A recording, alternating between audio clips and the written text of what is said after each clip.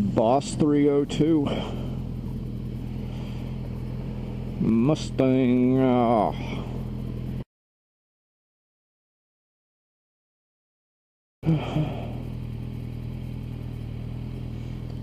Bike upgrades. There's a there's like a 2003 KTM 525 street legal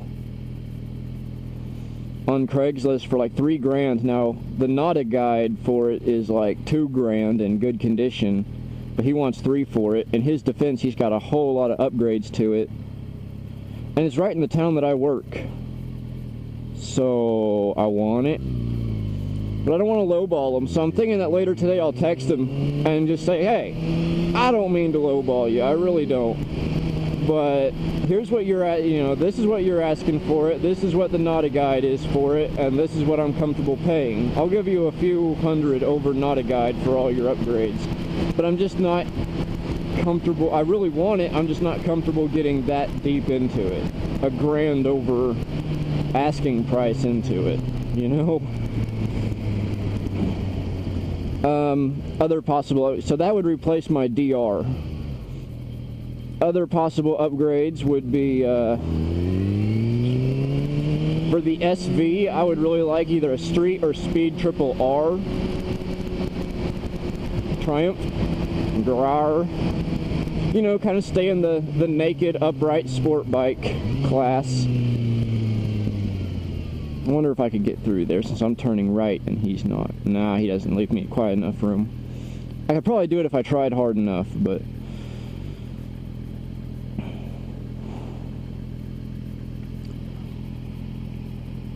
at the same time, I don't want to go to, I feel like since the SV is kind of my long distance, I should get something less sporty and something more, I could not tell what that was. It kind of looked Chinese, but I didn't recognize the paint scheme, so usually I can tell a bike by the paint scheme.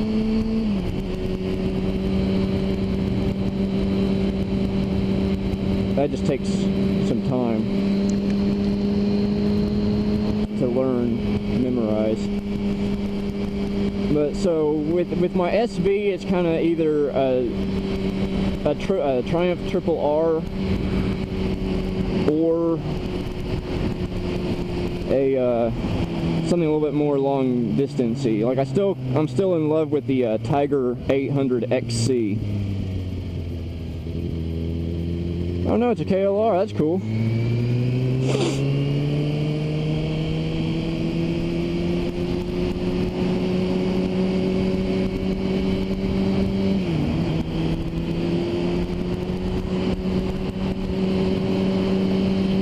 I kind of feel bad for just rolling by him.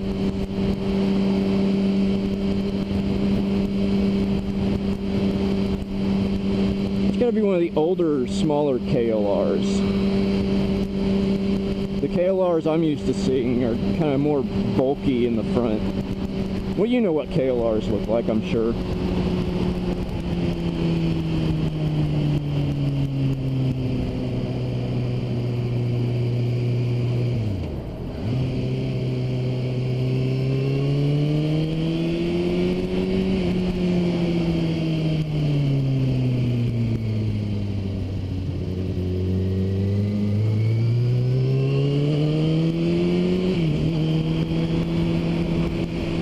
And for this, while I am not getting rid of this anytime near soon, I feel like if I do,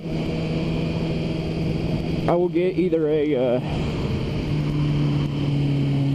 gonna go over to the, yeah, we're going the same way. I bet you anything he's heading over towards the college.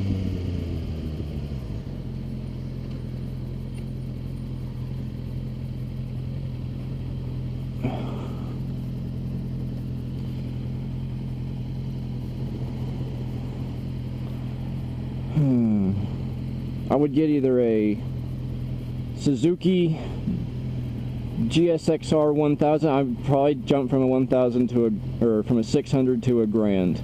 Why? I don't know. I've been watching a lot of MotoGP lately. It's that time of year. Laguna Seca was last night. I think it's Friday, yesterday, and today. So, yeah, I guess they had a really bad wreck in the qualifyings, or it was the practice, because there were a bunch of them.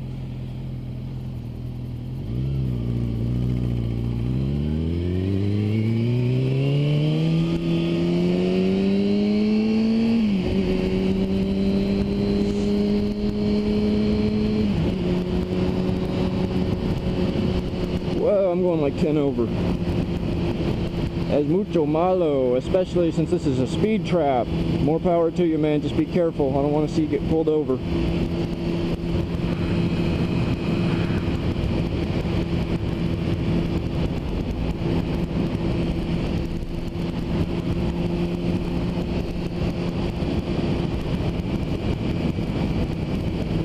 But I would either go to a Gixxer 1000 or a ZX10. Now, like, if I did it right now, it would be the ZX10, because it has ABS, and I think it has different riding modes and stuff like that. I can't remember.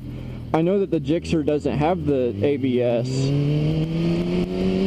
and I don't know if they have the riding modes or not. I can't remember. I'd have to go back into that most recent Sport Rider magazine I have that has that comparison in it. But yeah, and I was never really crazy about ABS, but the more I think about it, for, you know, the riding I do, I feel like it's kind of a good thing to have, considering I was, you know, if I had ABS, I will argue that I might not have ended up uploading a video entitled My Wreck Part 1 and 2 in the shade.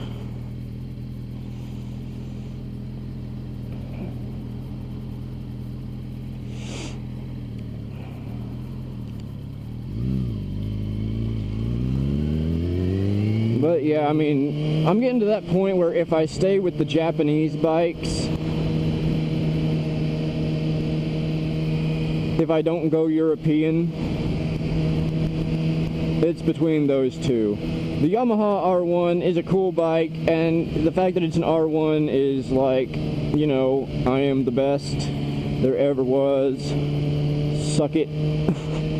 Is cool, but at the same time, it's not, and it just, I'm not a big Yamaha fan. No offense to the Yamaha riders out there, they're awesome bikes. I've just never ridden one, I've never owned one, and it's kind of, Honda, I have a grudge against Honda. I don't like Honda.